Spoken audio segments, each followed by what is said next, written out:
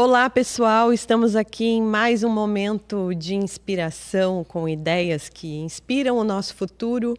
Nosso RespiraCast, que fala um pouquinho de inovação, traz aí pessoas muito especiais que estão pensando lá na frente, que estão sempre com projetos novos, como hoje a nossa Nete Schirman, que com muito carinho aceitou o nosso convite para estar aqui. Seja bem-vinda, Nete. Obrigada, Silvia. Obrigada. A Nete tem uma história, assim, a gente estava conversando aqui nos bastidores, ela vai ter muita coisa para contar, muitas histórias inspiradoras para quem gosta assim, de olhar para esses cenários onde às vezes muito pouco existe, mas a gente é capaz de pensar algo novo. É assim que ela funciona, a mente dela está sempre a mil, gente. A Nete é líder em tecnologia, tem um perfil super criativo, como nós estávamos falando, e não só criativo, mas também tem uma forte orientação para resultados.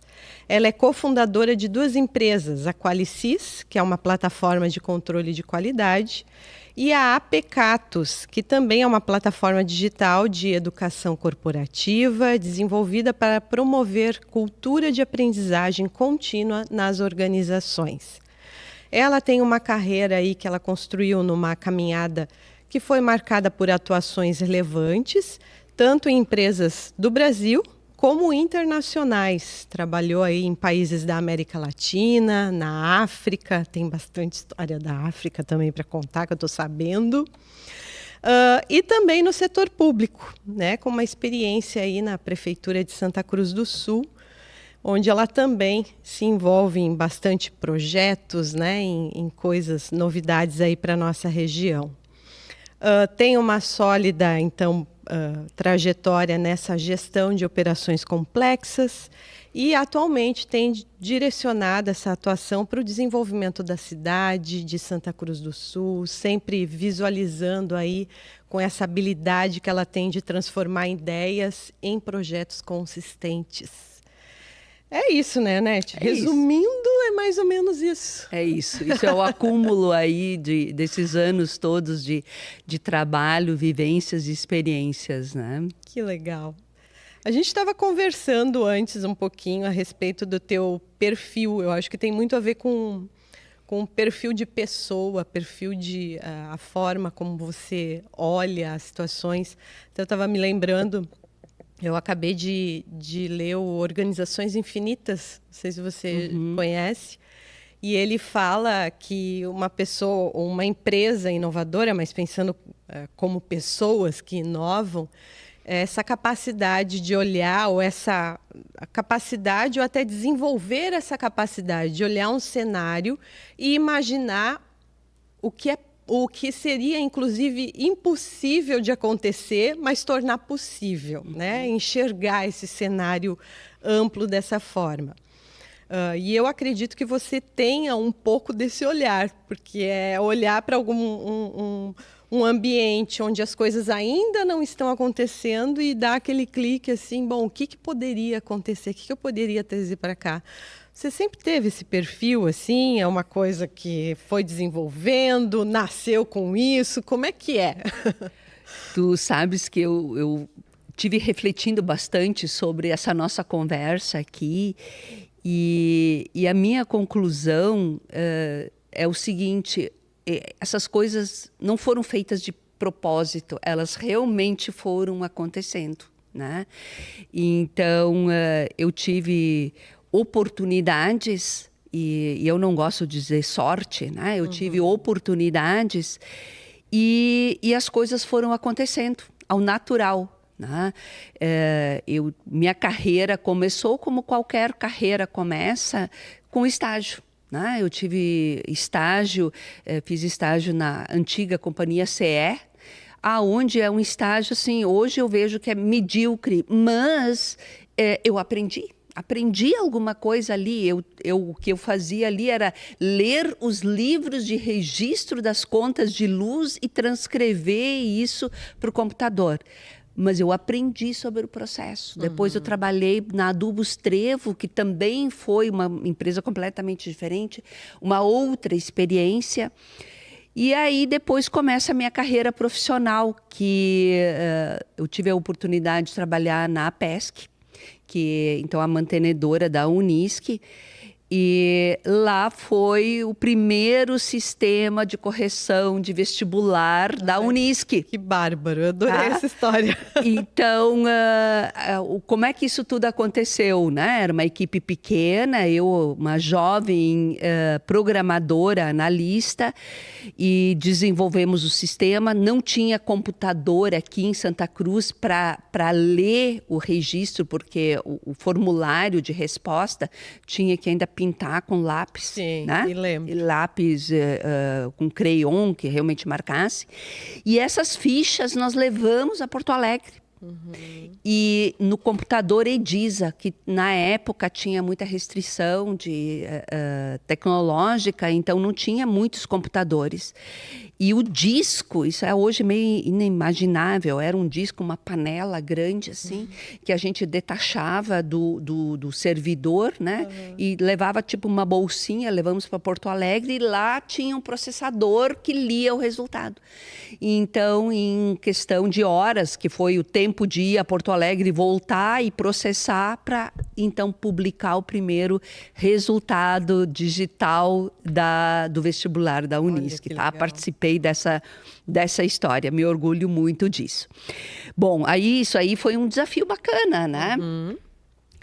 Mas assim, essa pessoa meio nervosa e inquieta, né? Eu digo, o que eu vou fazer agora, né? Eu já fiz essa grande... A cabeça já começou a funcionar de novo. Aí surgiu a oportunidade de ir para a FUBRA. Tá? A FUBRA não tinha nada de computador, nem de sistema, nem de pessoas. Né? E eu tinha 23 anos naquela época. Né? Então, tu podes imaginar assim, o desafio. Nunca tinha feito antes, mas não é porque a gente não fez isso antes que a gente não vai conseguir fazer. Né?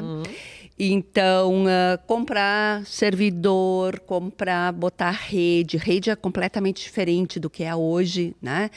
Montar equipe também não é que nem hoje, que nós temos programadores, analistas, muitos por aí, muitas faculdades que formaram. Nós estávamos recém-formando gente, muita da formação da minha equipe foi feita internamente por mim. E começamos a desenvolver sistema, porque também não tinha sistema. E um sistema muito específico, que é o de mutualidade da FUBRA, que é toda a gestão dos seus 100 mil... Naquela época já eram 100 mil agricultores no cadastro, né? Um número assim, muito interessante. E o sistema que controla todas as lavouras de fumo, a questão da queima dos fornos de fumo, né? Então, isso estando pronto, né? Novo desafio, o que eu vou fazer agora? Né? A equipe que estava pronta, tudo rodando bacana. E aí surgiu a oportunidade de ir para a Pioneer. Tá? E lá, o meu nervosismo, inquietação, durou 30 anos. Nossa, ali tinha bastante novidade. Tinha bastante novidade. Mas também foi um começo que não tinha nada. Né? Não tinha computador, não tinha equipe, não tinha rede, não tinha nada. Então, mas tinha mais recursos, né? E tinha um apoio de uma equipe nos Estados Unidos. Então, assim, de ter uma equipe também, e alta tecnologia. E aí veio um outro desafio, também equipamentos. O equipamento que a Pioneer usava na época não tinha no Brasil, tivemos que importar. Não tinha sistemas para comprar como a gente tinha hoje, não tinha o SAP como tem hoje e outros sistemas também. Acabamos comprando um software da Argentina. E, claro, o software da Argentina está em espanhol. Né? Aí tivemos que traduzir do espanhol para o português sem saber espanhol. Sem chat GPT. Sem chat GPT, sem nada, né? Nem internet, que era muito... Não tinha, tá? Era uma coisa... outra época, né? E tá, muito bem, acabamos implementando o sistema e aí lá foram vários sistemas que desenvolvemos internamente ou compramos, né? E montamos equipe. No final, lá em 2010, implementamos SAP, que foi uma história muito bacana também. E eu acho que posso dizer assim que é de liderança também e inovação, que tu me perguntaste muito sobre inovação. Porque nós tínhamos desenvolvido um sistema que atendia às necessidades da empresa, só que a empresa começou a crescer muito. E o volume de transações e a complexidade das transações, esse sistema não atendia mais. Não dava conta. Não dava conta, aí a gente tinha que resolver aquele problema. E como que resolve, né? E então estávamos entrando numa nova era, onde assim, a internacionalização já estava aí. Eu tinha participado antes já em outras implementações de SAP nos Estados Unidos, fiquei lá um tempo para já a própria Pioneer pensando assim na minha formação para conduzir outras implementações, né? Então foi uma implementação muito difícil, muito grande, bem desafiadora. Nesse meio tempo, aí outras aconteceram em outros países e chegou a nossa vez aqui no Brasil, né? E todas essas experiências negativas que aconteceram dentro da direção do Brasil, criou-se uma espécie de aversão a esse sistema. Mas eu, como a líder ali da tecnologia, eu não via outra saída senão adotar o mesmo sistema que a matriz usava e que era a direção global, né? Então, eu tive que definir uma estratégia de convencimento para a nossa diretoria interna. Claro, primeiro eu tive que me convencer. No que eu me convenci, eu comecei a convencer a diretoria local e aí também me orgulho muito disso, porque eu defini, aí eu virei o jogo do tipo assim, ó, para fazer isso, eu quero isso, né? Dando as coordenadas. Por quê? Porque eu queria um projeto de sucesso, tinha muita coisa contra, né? Mas para ter um projeto de sucesso, eu tinha que ter o apoio da diretoria global, eu tinha que ter uma consultoria local, porque não era praxe da Pioneer na época adotar consultorias locais, e nós sabemos o quão complexo é a nossa legislação, então não se compara a nenhum outro país, né? Então, assim, requisito por requisito foi aprovado e fomos então para uma implementação, né?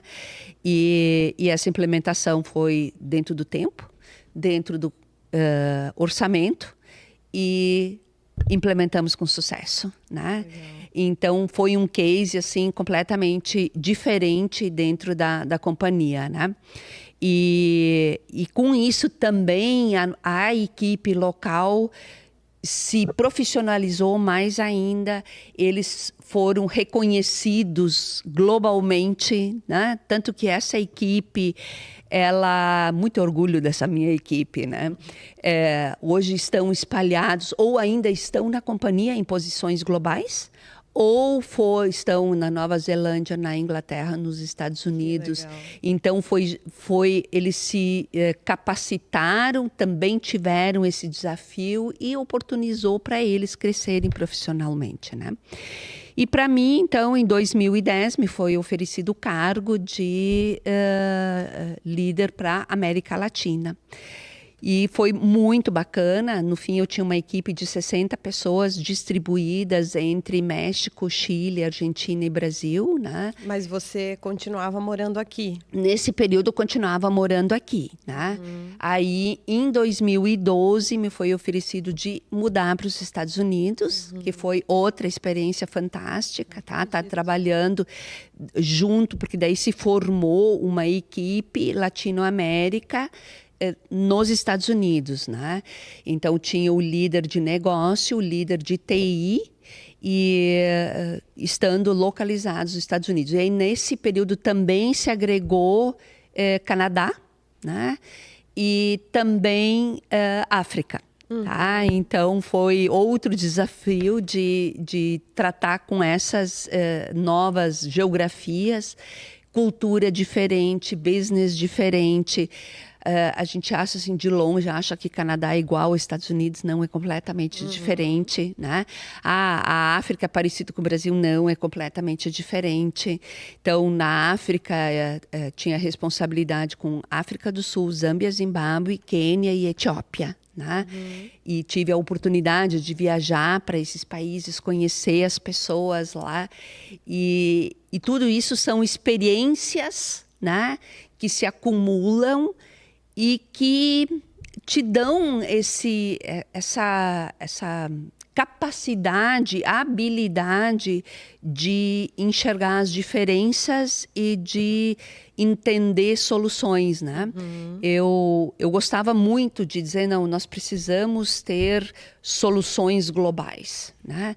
Mas quanto mais eu tive esta experiência, mais eu via que nós precisávamos podia até ser uma solução global, mas com viés local. Né? Então, isso hoje eu enxergo, eu não posso até comparar cidades, negócios, cada negócio tem a sua peculiaridade. Nós podemos usar processos e sistemas comuns, mas eles têm que ter uma flexibilidade para que os seus negócios possam ser geridos conforme a diretriz e estratégia daquele negócio, né? E até a realidade, né? Das Exatamente. pessoas, né? Da comunidade que a gente está se inserindo ali, ou que está propondo esses projetos todos, né? As suas empresas ali, a Qualicis e a Pecatus, elas nasceram também desse seu olhar global e regional ao mesmo tempo, né? Macro e micro, e isso aconteceu a partir dessa sua experiência também? Então, em 2015, eu voltei dos Estados Unidos e saí da Pioneer, né? Que hoje chama Corteva. E aí, primeiro, assim, depois de tantos anos, né, na iniciativa privada e numa grande empresa, tu meio que não sabe o que fazer, né? Mas eu tive também, de novo, a oportunidade, uma outra historinha, adoro contar histórias. E uma outra história que, então, eu estava procurando o que eu iria fazer. E um pessoal da Salesforce, que é uma outra grande companhia mundial de software, com quem eu tinha tido contato num dos grandes projetos lá, enquanto nos Estados Unidos, eu estava querendo implementar o Salesforce, o CRM do Salesforce. Então, eu tive um contato estreito com o pessoal. E esse pessoal tinha sido contratado para um projeto global na Syngenta Brasil. E a única pessoa no Brasil que eles conheciam era eu. Então, eu tive outra oportunidade e então gerenciei a equipe de projeto deles dentro da Syngenta. Tá? E essa equipe era basicamente indianos. Então, foi outra experiência de lidar com indianos, né? Então, são desafios, assim, da língua, porque eles, apesar de falar o inglês, ele tem um acento bem difícil. Sempre tinha um estigma do o que era o trabalhar com indianos, né? Que tu dava uma tarefa e a tarefa era só aquilo, que não pensavam muito no entorno da tarefa. Mas, de novo, assim, uma experiência muito bacana e aí eu acho que eu puxo para a minha habilidade de lidar com as pessoas. Hoje somos muito bons amigos, né? E eles sempre me agradecem também, porque eles fizeram, que eu fiz eles verem que o que eles estavam fazendo não era só o tijolinho, que realmente eles estavam construindo uma coisa maior, né? Porque eu dizia para eles, não, pensa mais, né? Porque tu pode estar contribuindo com outras coisas. E disso aí surgiu uma amizade também que eu nunca tinha pensado em ir para a Índia, não me atraía. Mas daí um deles me convidou para o casamento. Eu digo, não tem como não ir, né? E então fizemos um tour magnífico pelo Rajastão, fizemos um tour de trem e aí depois, por conta própria, fomos ao casamento, né? Então, outra história, assim, que ficou na minha vida de ir a um casamento indiano, que também é muito diferente. Então, de novo, experiências, né? Experiências multiculturais, em termos de comida, em termos de comportamento, religião, né? Então, assim, foi uma coisa extraordinária também, né? Bom, então, respondendo à tua pergunta sobre Qualicis e Apecatus, eu volto lá para Pioneer. Quando a gente fez a implementação do SAP, eu tinha em torno de 1.500 usuários que tinham que ser treinados. Quando tu faz uma implementação de um sistema desse tamanho, sempre tem aquela... Tu vai até o último tempo, né, que tu tá ainda trabalhando e finalizando, e tu tem que treinar usuários para entrar em ação. E o entrar em ação é aquele negócio, tu passa a chave, tu sai de um e tu entra no outro, né? Então, bastante desafiador. Naquela época, a Pioneer tinha ali coisa de 3, 4 plataformas de treinamento corporativo. E, para minha surpresa, quando eu quis usar a plataforma para treinar os representantes, que eram mais de 500 pessoas, eu não pude usar, porque o representante é representante e não é funcionário. Então, pelas regras da empresa, eu fiquei sem ferramenta para treinar os representantes que estavam espalhados por todo o território nacional, né?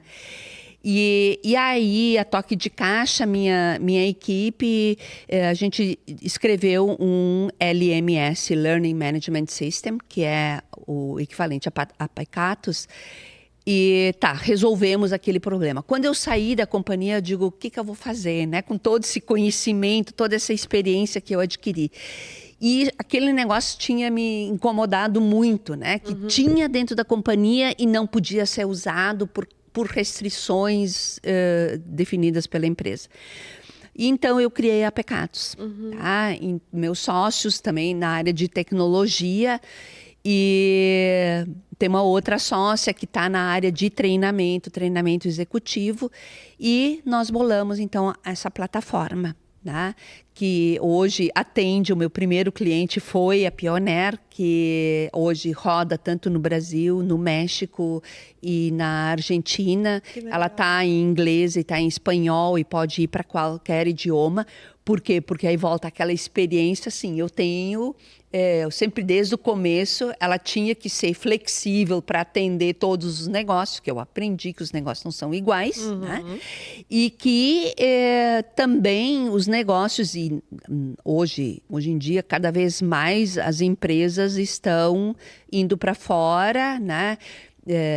E aí um parênteses, né? Ontem ainda eu fiz uma visita para uma empresa aqui em Santa Cruz, e ela é 50% espanhola, né? Então, quando eu também fiz um comentário sobre Apecatus e que estava em espanhol, disse, então já está pronta para um mercado internacional, tá? E eu digo sempre, o treinamento é um negócio que todos nós precisamos o tempo todo, né? Verdade. E instigar que as pessoas sejam protagonistas do seu próprio desenvolvimento, né? Não esperar que alguém te diga para fazer, né? Então, isso é Apecatus. Qualicis é uma ferramenta, uma espécie de um workflow para controle de qualidade. Então, dentro de um processo industrial, né, onde tu tens várias etapas, e em cada etapa tu tem que coletar informações para o processo de controle de qualidade, né? Aquele negócio, está conforme, não está conforme. E processos, hoje a gente está bastante focado em frigorífico, mas está flexível o suficiente para qualquer processo de controle de qualidade. E porque o controle de qualidade ele exige também uma fiscalização, no caso de frigorífico é externo, né? Municipal, estadual, federal, ou mesmo processos de uma companhia que nem a Corteva, né? Minha escola, aonde tem processos que internamente já se faz o controle de qualidade e, no caso digital, que então fica registrado e digitalmente tu tens o resultado muito mais rápido, né? São ações necessárias, né? Exatamente. Esse tipo de indústria em especial, né? Você falou antes da participação, né, das pessoas atuando, né? Você falou do tijolinho e olhar maior. Tem aquela história, né, do rapaz que é perguntar, ele está carregando os tijolos. O que você está fazendo? Estou aqui carregando tijolo aí para alguma coisa. Aí pergunta para o outro, o que você está fazendo? Eu estou construindo uma catedral, fazendo o mesmo trabalho. É isso aí. Então acho que esse olhar, né, de ser, como você falou, um protagonista do processo no todo, que faz a diferença, né? E isso, como a liderança é importante também, porque eu acredito que o líder, ele é capaz, ele tem esse potencial de envolver, né? De motivar, de dizer, ó, vamos junto, né? Brené Brown fala de a liderança é conseguir enxergar as pessoas e as ideias que vão fazer diferença. Não é o cara que manda, né? É ver quem é capaz. E isso também é uma coisa, assim, acho que nata em mim, que eu sempre estava junto, nos momentos fáceis, nos momentos difíceis. Isso faz muita diferença, então, né? é o gerir, por exemplo. Né? Exatamente. Então, nunca alguém poderia dizer, tu não estava, tu foi dormir, né? Dentro da TI, a gente teve muitos perrengues, né? Que, vamos dizer, se tem um problema no servidor, a empresa para, né? Eu tenho um problema num link, a empresa para. Então, eu já não era mais, eu fui especialista por muito tempo em muita coisa, né? Mas à medida que a coisa fica mais complexa, tu tem realmente o teu especialista ali naquele tema. Mas eu ficava com o pessoal e vamos lá e vamos resolver. E o que precisa, eu preciso chamar mais alguém. Então, estar junto com a equipe é fundamental, né? E no fim, por osmose, a equipe começa a agir do mesmo jeito, né?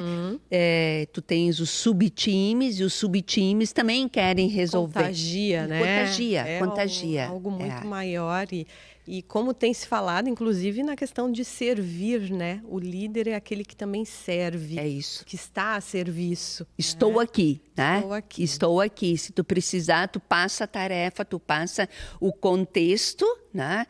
Se tu tiver dificuldade, me chama. Exatamente. E como é que é a liderança? Porque, assim, a mulher, ela tem esse lado sensível que é dela também. E, ao mesmo tempo, a liderança também exige uma certa postura, né, de força. E eu vejo isso em você, assim, acho que é bem forte esses dois lados, assim, você consegue equilibrar isso e por isso faz tão bem o que faz. Como é que você vê hoje, assim, a liderança feminina ou essa motivação das mulheres a tomarem esse espaço? De novo, eu nunca pensei nisso, né? Já acontece natural. Acontece. Então,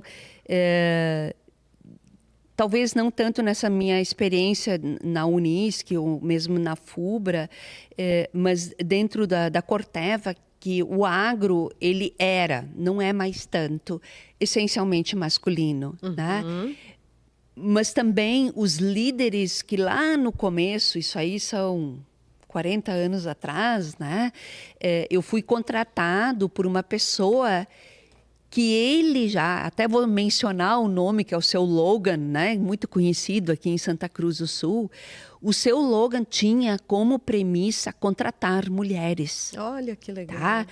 Então, nunca dentro da companhia eu senti uma diferença. Nós sempre pudemos trabalhar como tinha que ser. Né? Então, nós sentávamos à mesa da diretoria, tínhamos os mesmos privilégios, as mesmas condições, o mesmo respeito. Né?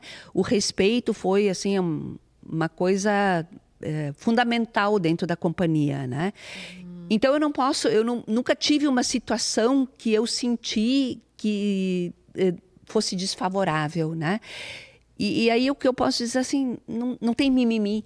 Sim. Não tem mimimi. Faz o que tu tem que fazer, te posiciona como tu tem que te posicionar, faz o teu trabalho, né? E eu também volto na história, dentro da companhia, nós tivemos uma mulher que foi contratada grávida. Que legal. Tá? Então, não conheço outra história, né? E esta mulher, era uma agrônoma, né? E que ia para campo e hoje ela é uma das mulheres premiadas dentro da companhia de alto valor técnico. Olha né? só.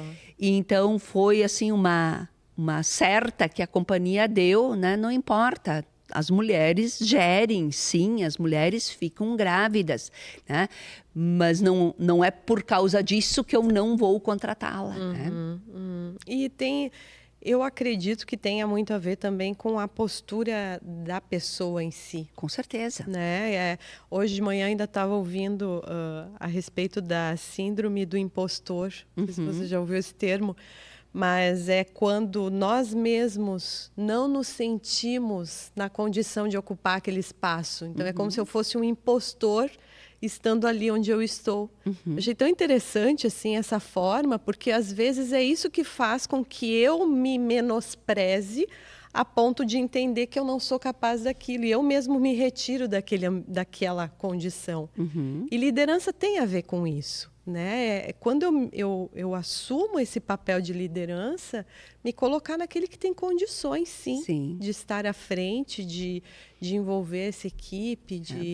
Tu sabes que essa síndrome do impostor é um negócio bem complicado, tá? Porque eu também já passei por isso. Tá? Eu acho que muitos de nós, né? Eu participei de um projeto a nível global.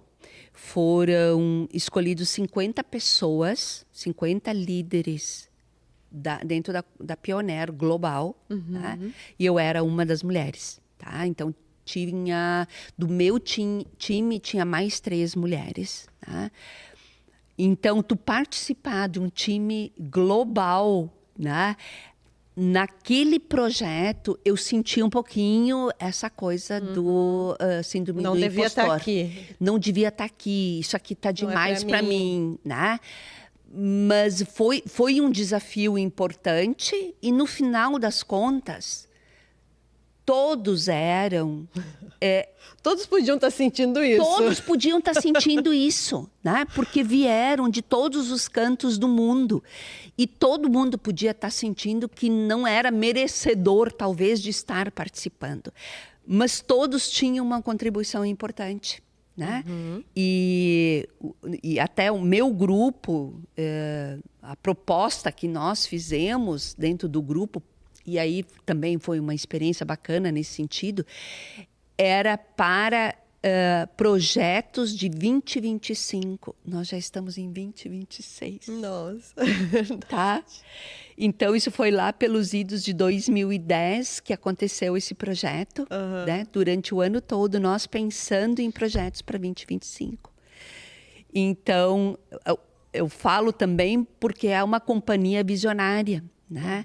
Que colocou esse projeto e trouxe pessoas para pensar num futuro que parecia distante, já está aqui. Né? É verdade.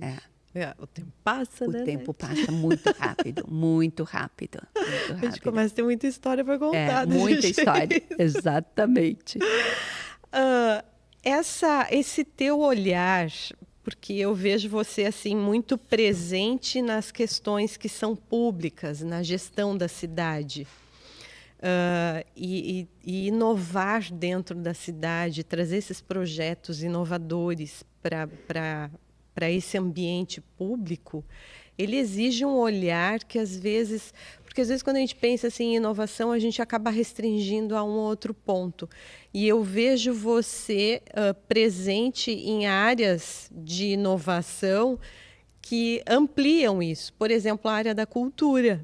né? A área, você já vem trazendo assim algumas questões que você está bem envolvida com a questão da música, né? Cultural. Como é que é isso? Assim, você acredita que a inovação ou que olhar para a gestão da cidade, ela precisa ter esse olhar amplo e restrito, em olhar em todos os ambientes, em todos os setores possíveis, não esquecer de nada? E como é que trabalhar dessa forma? Como é que uma mente assim funciona? Tá, vamos voltar um pouquinho, né? Então, em 2025, eu entrei para o público, tá? Também cheio de dúvidas, né? Vamos lá pro impostor de novo, né? A síndrome do impostor. Eu não sei, nunca fiz, não é para mim, né?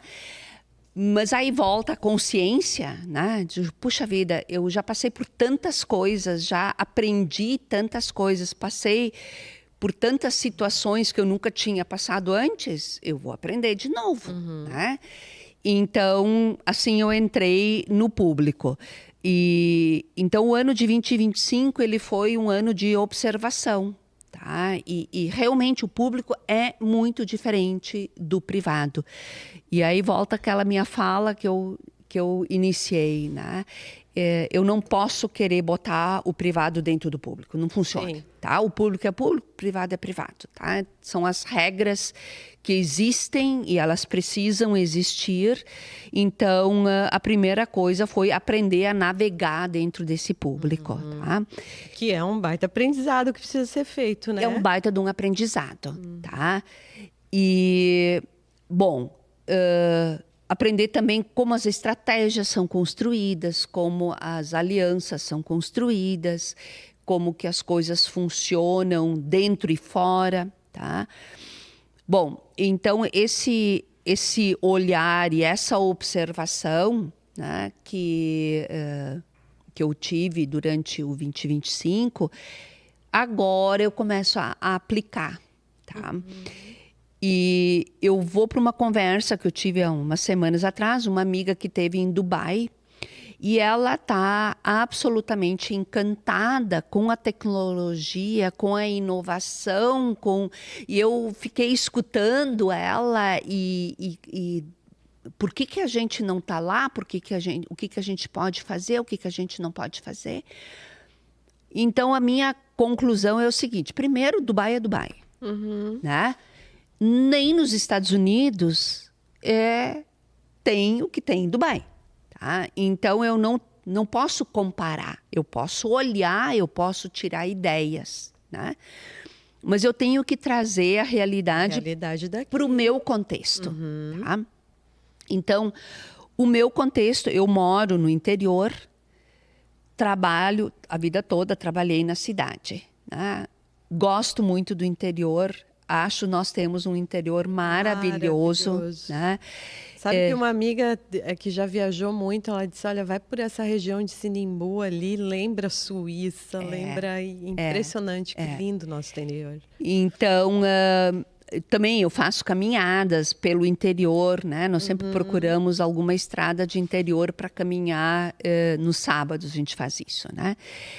Então, com esse olhar, assim, também, então, eu estou como subsecretária do Desenvolvimento Econômico e Inovação. Tá?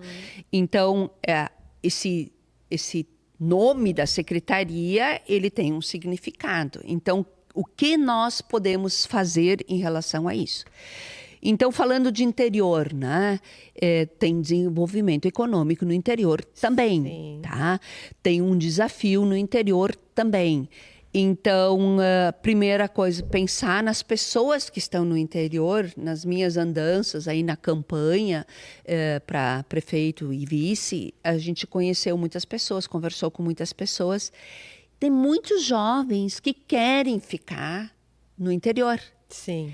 E por quê? Porque a vida no interior não é ruim, ela é muito boa. E esses jovens estão usando tecnologia, estão usando inovação para incrementar o seu negócio na sua propriedade, né?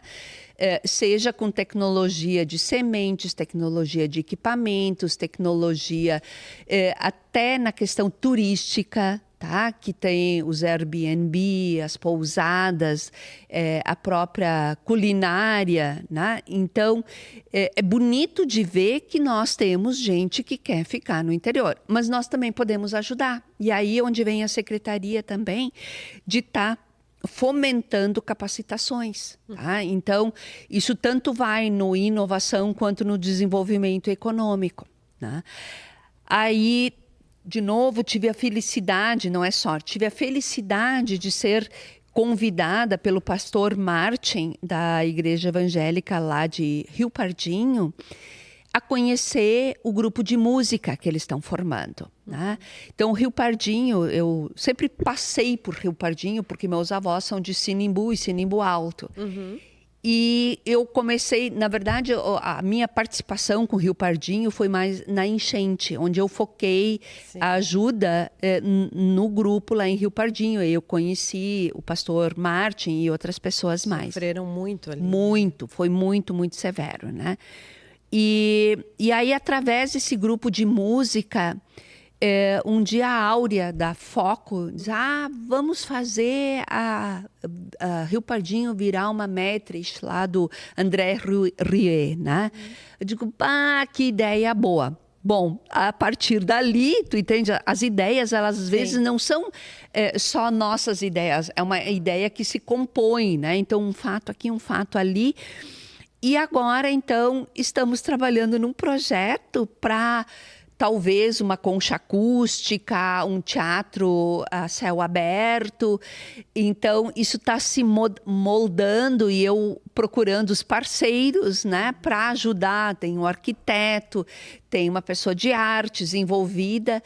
Então, já estou pensando em edital, escrever o projeto para conseguir dinheiro via edital. Aliás, escrevi um projeto, conseguimos o primeiro edital com o Felipe Camozato, do Novo, destinou R$90 mil para o grupo de música, para pagar os professores, para comprar instrumentos, né? Então, a gente está esperando esse dinheiro chegar. Então, assim, aonde tem a oportunidade, surge uma ideia e eu posso botar a mão e ajudar, eu faço. Na verdade, eu gosto de trabalhar. Né? Isso é bárbaro, né? É tudo que o mundo precisa. Então, assim, eu sou aposentada, né? Mas eu não tenho jeito para ficar em casa, mas não né? tem como, né? Também tem muito gasto para dar ainda, né? Meu Deus, nossa. E é uma ideia fantástica, porque como a gente estava falando, assim, o nosso interior tem um potencial incrível. Já vem dando passos, de fato, né? A gente vê nessa área da culinária mesmo, tem movimentos muito bonitos, assim, sendo feitos para valorizar, agora com uma concha acústica. E continuando, né, a tua pergunta, daí no ano passado, também num brainstorming lá com a equipe do desenvolvimento econômico, nós chegamos a gente podia colocar uma capacitação do tipo Empreitec, tá? Que é o do Sebrae. Digo, não, mas a gente quer botar isso para o ensino fundamental. E fizemos um piloto, isso aí foi uma coisa assim, de 2 semanas a gente estava com o piloto montado e já rodando, né? Que legal. E o piloto deu certo, e o projeto chama Caminho do Empreender, e esse ano nós vamos estar com 6 escolas. Tá? Que bárbaro. E então 4 escolas urbanas e 2 escolas rurais. Tá? Então, uma lá para Rio Pardinho e outra em Linha Nova.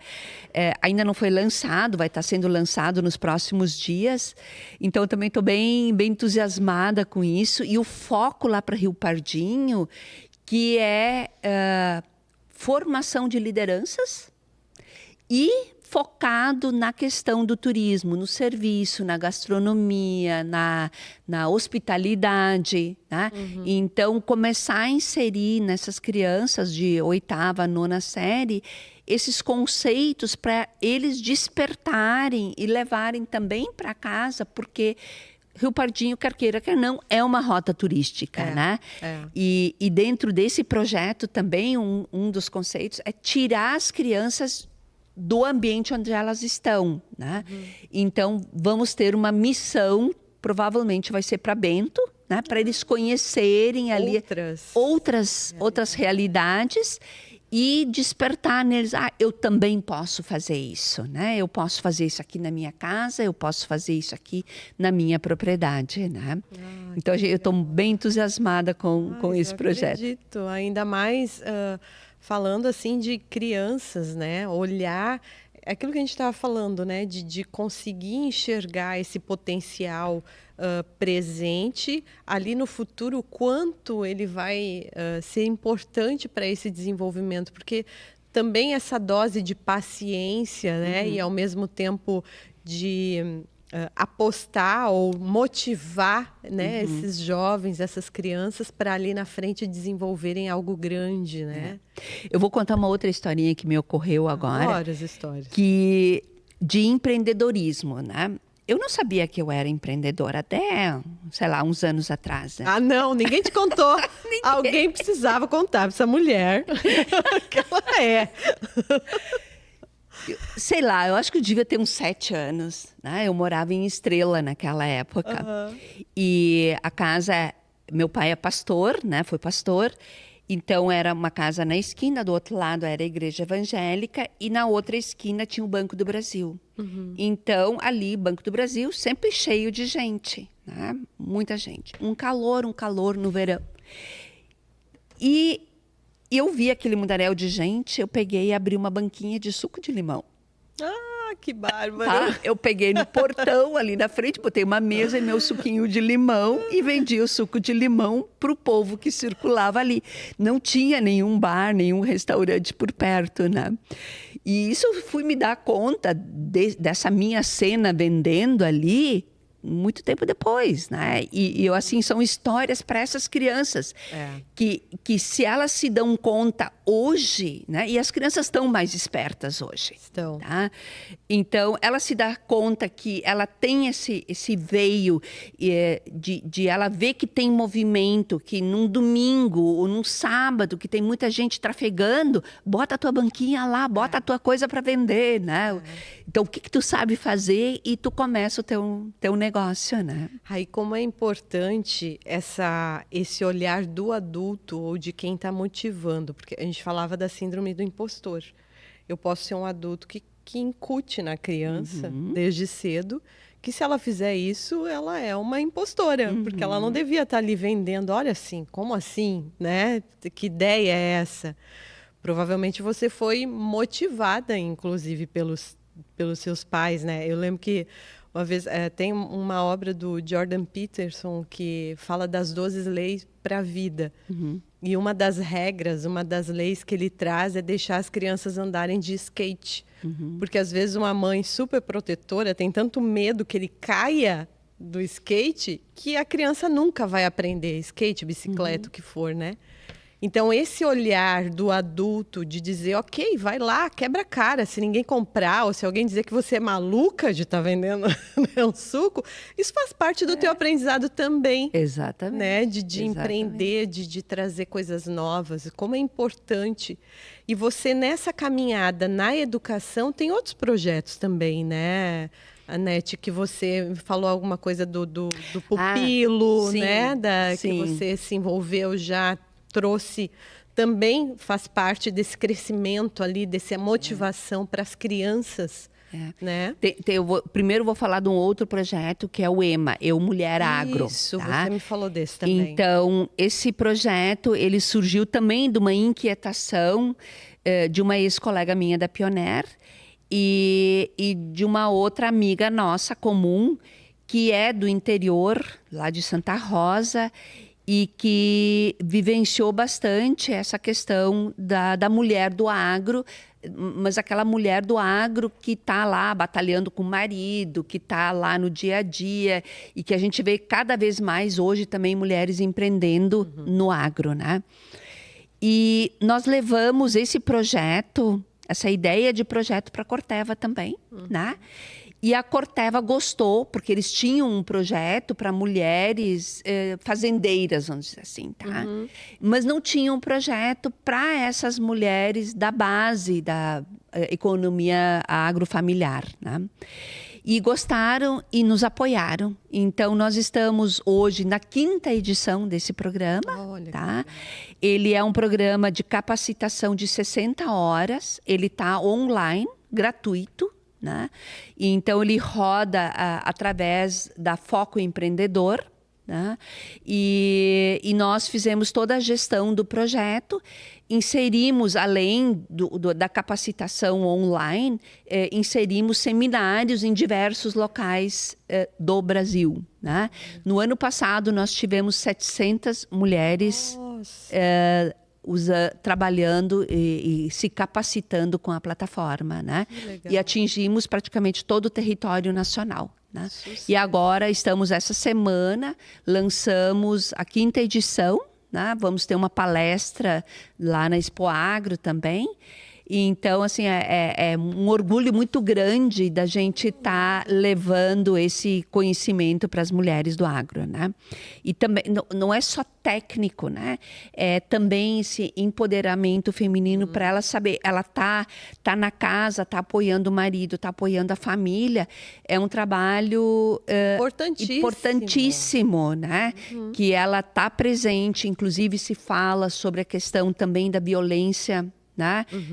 No campo, e como se prevenir ou como trazer isso à tona se isso está acontecendo. Então, faz parte dessa capacitação. Tá? Bárbaro. E o outro projeto que a gente está iniciando, que é o Pupilo, que também é um projeto que nos orgulha bastante. A Corteva roda esse projeto há 19 anos. Só que ele é presencial, tá? Eles têm uma turma em Santa Cruz e uma turma em Formosa, no Goiás. E muito bacana.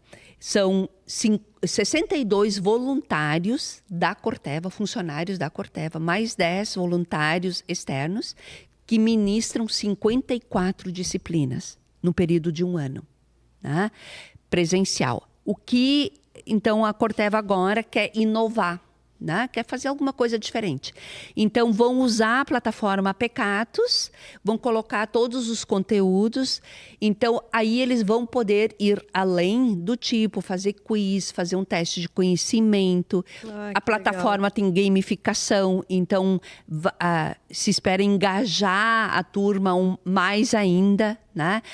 E os pupilos, né, eles saem com uma formação excepcional. Então, o mercado que está tão carente de profissionais, né, aí está uma fonte, tá, de jovens com uma capacitação já feita. Né? E eles ficam, nessa plataforma, o empresário, por exemplo, que quer buscar por um jovem que se insira na empresa. É possível também essa troca entre outros empresários ou ele é específico? Nesse caso, o Pupilos é específico para o projeto da Corteva. Mas qualquer empresa pode nos contactar e pode desenvolver projeto similar para os seus pupilos, né? Ou para os seus funcionários. É uma plataforma que está aberta. Como eu falei há pouco, né? Eu passei por uma restrição e hoje o meu modelo de negócio é que ela pode usar, inclusive, treinamento para clientes, se for o caso, né? Muitas vezes um equipamento técnico, tá? Ele precisa... Ontem ainda usei um exemplo. Tu vende um carro, né? Um carro vem com manual, mas quando tu vende um equipamento muito grande, tem um funcionário que precisa aprender a usar aquele equipamento e com a rotatividade, tu precisa estar com isso sempre ativo para que outras pessoas também possam, então, estar treinando.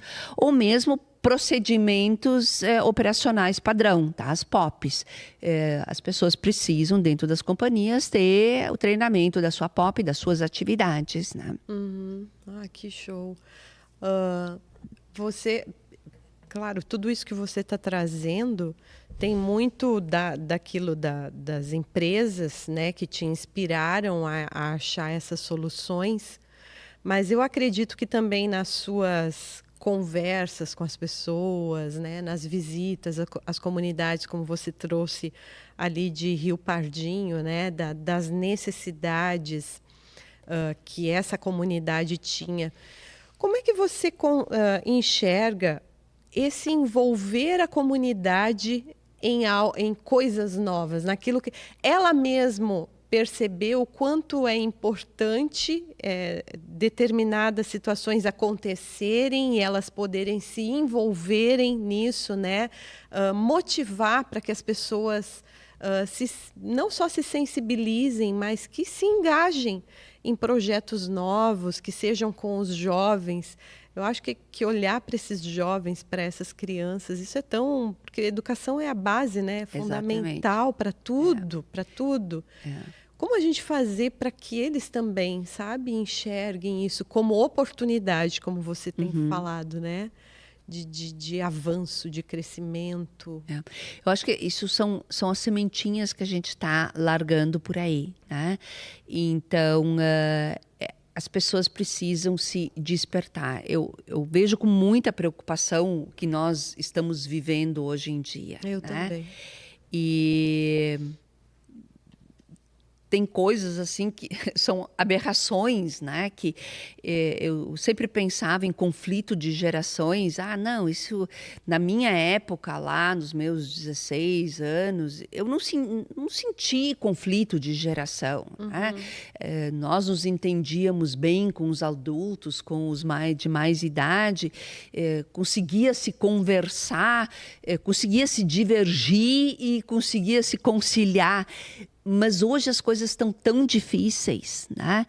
E eu acho que essa juventude precisa... o objetivo aqui desse nosso trabalho é realmente que a gente consiga deixar sementes para alguns para tentar virar o jogo. Né? Porque se a pessoa não tem apreço pelo trabalho, né? Vai ter apreço por quê? Né? O trabalho... é o que nos traz, nos proporciona tudo na vida. Eu não posso querer que as coisas caiam do céu. Eu não posso querer que o município, que o Estado, que a federação nos dê as coisas. Né? Eu tenho que conseguir as coisas por mim. Eu tenho que me capacitar por mim. E eu acho que isso é o que a gente precisa resgatar e trazer de volta. Tá? No ano passado, nós tivemos um projeto chamado Qualificação RS. Eram 7 cursos do SENAC e 7 cursos do SENAI. Cursos de primeira linha. Né? 245 vagas. Olha. Ele foi desenhado para desempregados. Sabe quanto nós conseguimos na primeira rodada? 30% das vagas de desempregados. Então, tivemos que abrir para público em geral. Foi fácil fechar as vagas? Não. Nós tivemos que estar indo, batendo na porta, chamando, venha, e fomos... Provavelmente, nós teríamos tido mais sucesso, mais comunicação. Então, a comunicação tem sido assim muito importante e nós temos tido muitas comunicações fake, informações que não adicionam, que não agregam. Então, é bem complicado, bem difícil isso, né? Mas não vamos esmorecer, vamos continuar. Né? E se nós queremos ser, voltando um pouquinho para a tua pergunta inicial também, se nós queremos ser uma Santa Cruz diferente, melhor, nós precisamos continuar fazendo isso, né? Que as pessoas se deem conta que elas precisam também se instrumentalizar, se capacitar. Tem trabalho em todas as empresas que eu tenho visitado, é unânime, falta pessoas, né? Então, não faltam treinamentos. Eu visitei também as instituições de ensino superior, nós temos um excelente contato com SESC, SENAI, SESI, né, e outras escolas. SEBRAE, um grande parceiro nosso, tem, né, mas precisa cair a ficha. Né? Então, esse trabalho nosso dentro das escolas de ensino fundamental, já tem algumas ideias para ensino médio também, tem que continuar. Né? Tem que continuar para que a gente possa inovar. Né?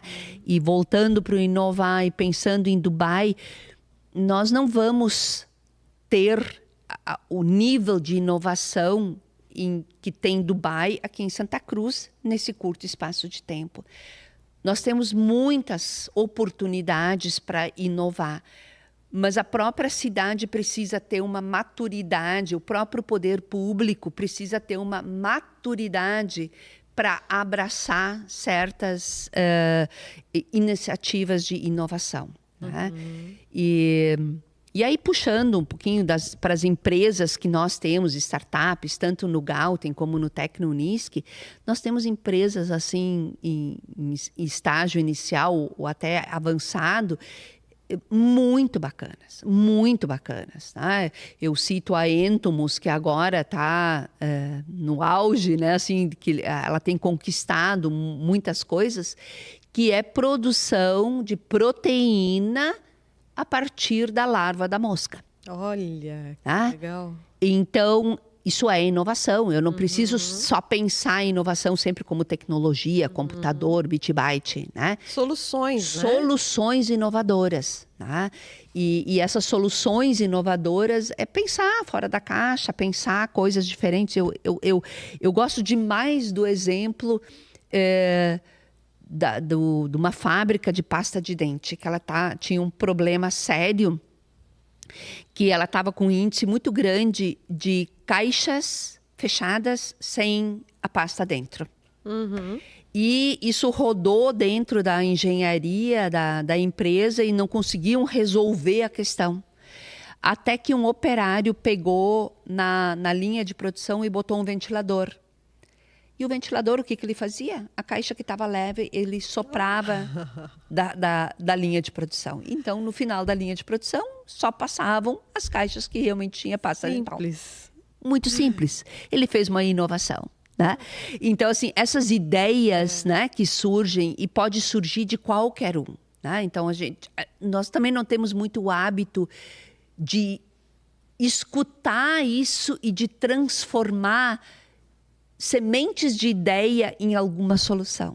Tá?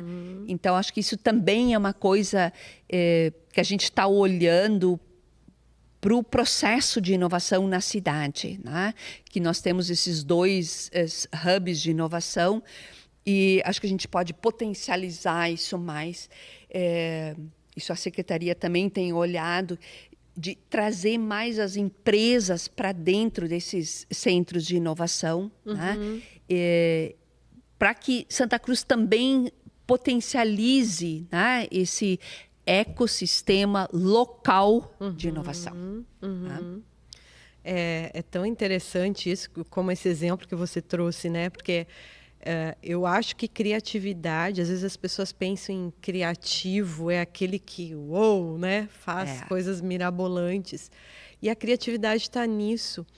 Eu acho que até uma família, por exemplo, que vive lá as suas dificuldades, né? Que vivem as suas situações ali do dia a dia e que busca uma solução para dar continuidade à sua vida, para achar caminhos, isso é ser criativo também. Com certeza. Né? Com isso certeza. É buscar uma solução.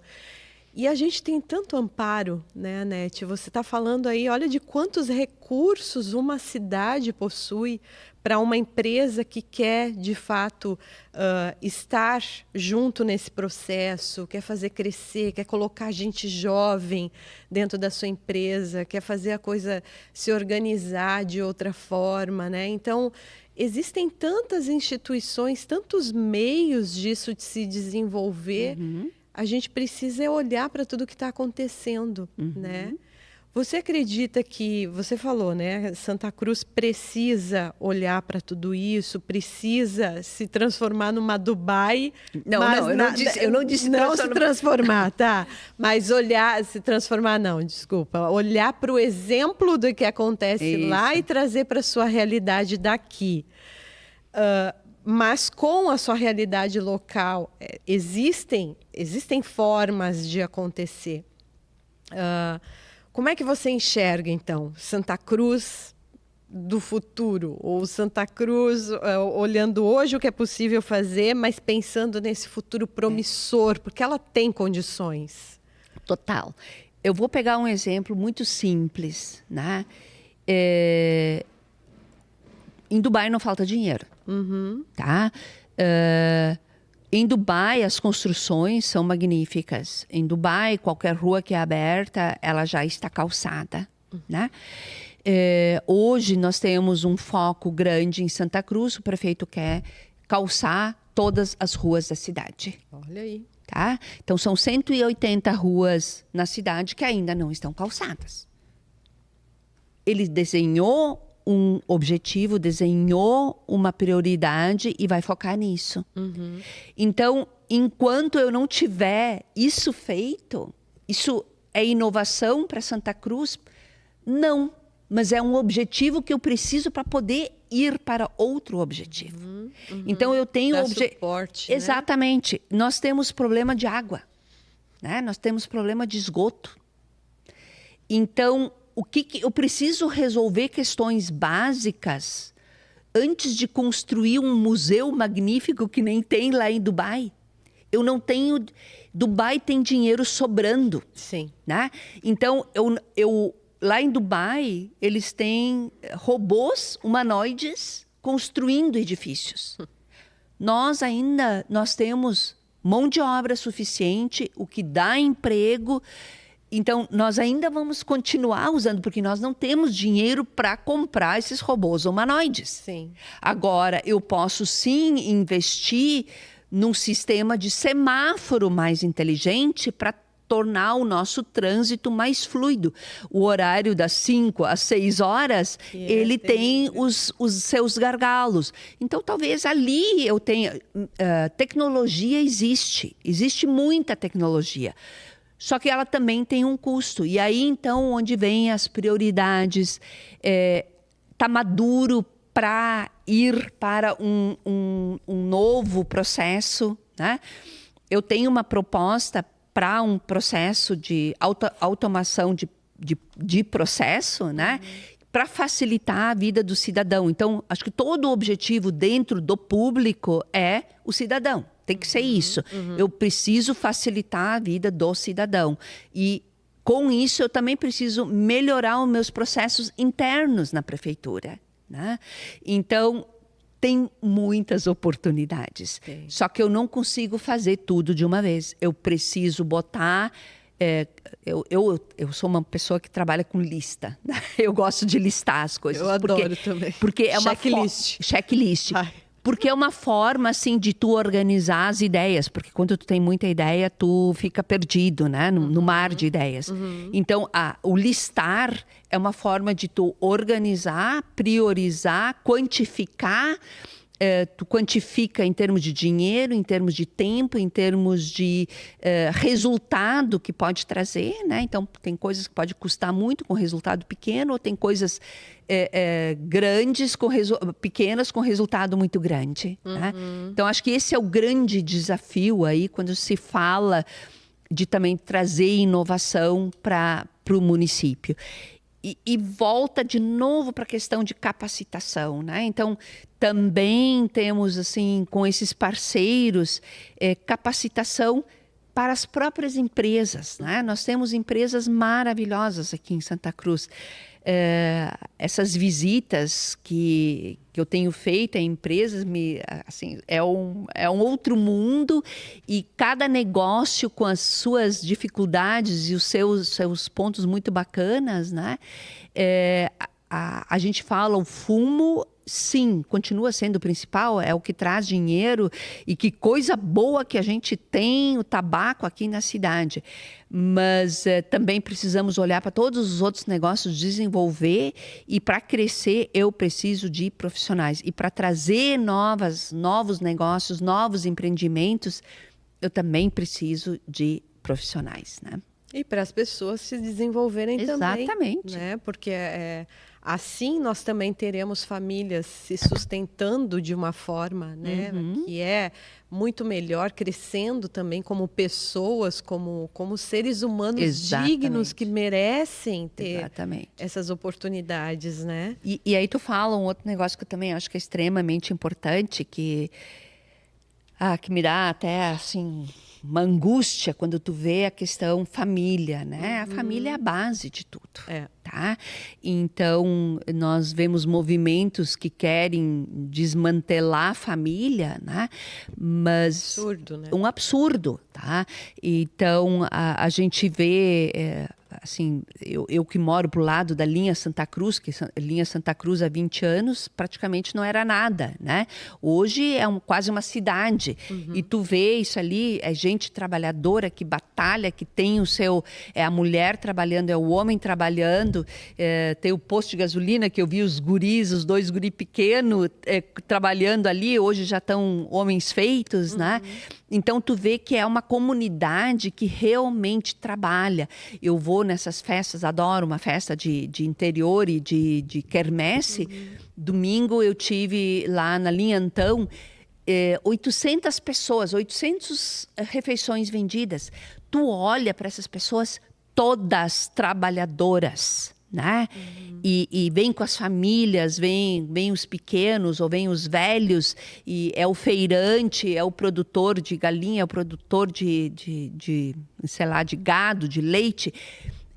É bonito de ver, né? Então, é a família, é o trabalho, é o conhecimento técnico que essas pessoas também têm, né? Então, é isso que a gente precisa batalhar para continuar tendo isso que é tão forte aqui em Santa Cruz, que ela se fortaleça em cima desse tripé aí, né?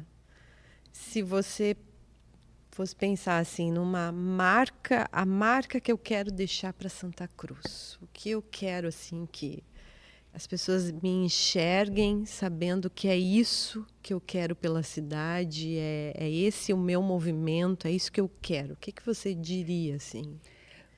Bom, primeiro, eu que nunca estive no público, né? Eu nunca procurei holofote, né? Também porque eu faço porque tem que fazer, porque eu gosto de fazer, né?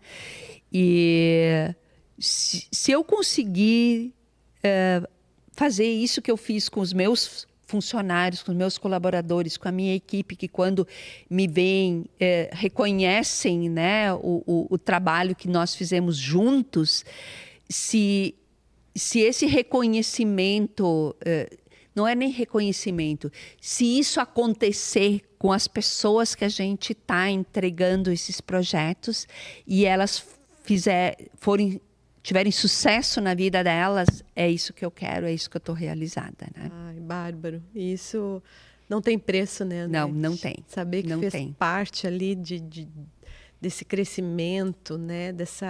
Até dessa vida mais feliz para as pessoas, é algo que não tem preço. É isso aí.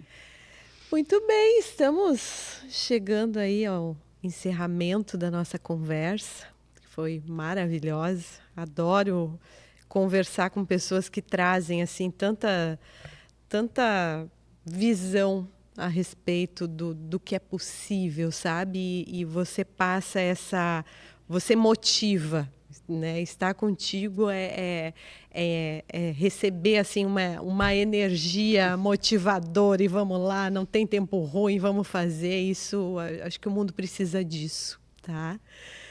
E além de te agradecer, queria que você deixasse aí algum recadinho, algo que você quer deixar para as pessoas aí, para os próximos, né? Como motivador aí de não pararem, de seguir em frente, de inovarem. O que você quiser dizer aí? Eu acho que a mensagem não existe limite, né? Não existe limite, não diga que eu não sei, né? Porque tudo que a gente não sabe, a gente pode aprender. E tudo aquilo que a gente faz com afinco, com garra, com motivação, eu vou fazer bem feito, né? E E transparência, credibilidade, confiança, porque isso também foi uma coisa assim que calcou muito a minha vida profissional, que eu sempre quando eu entrei em alguma coisa, eu não quero perder a credibilidade que eu construí. Então, eu quero fazer certo, eu posso até dar um passo para trás, eu sou muito acelerada, às vezes eu tenho que dar o passo para trás, mas não para porque não sabe, porque vai aprender. Sempre temos condição de aprender mais alguma coisa e seguir em frente. Ai, fabuloso. Obrigada, Nete. Foi um prazer conversar contigo. Muito bom. Aprendi horrores nessa manhã aí. Muito obrigada por me ter aqui. Também foi muito bom. Gostei demais. Ai, que bom. E assim, só pelo próximo, tá? Tá bom, tá bom. Vamos para o próximo. Vamos para o próximo. Gente, então, ficamos por aqui no nosso RespiraCast com a nossa Nete Schirman, querida, que trouxe tanta coisa boa aí para a gente se motivar. Se você gostou, passa adiante esse podcast, pede para o pessoal curtir, vamos aí espalhar esses bons conceitos, conteúdos aí para quem a gente conhece, tá bom? E até o nosso próximo RespiraCast.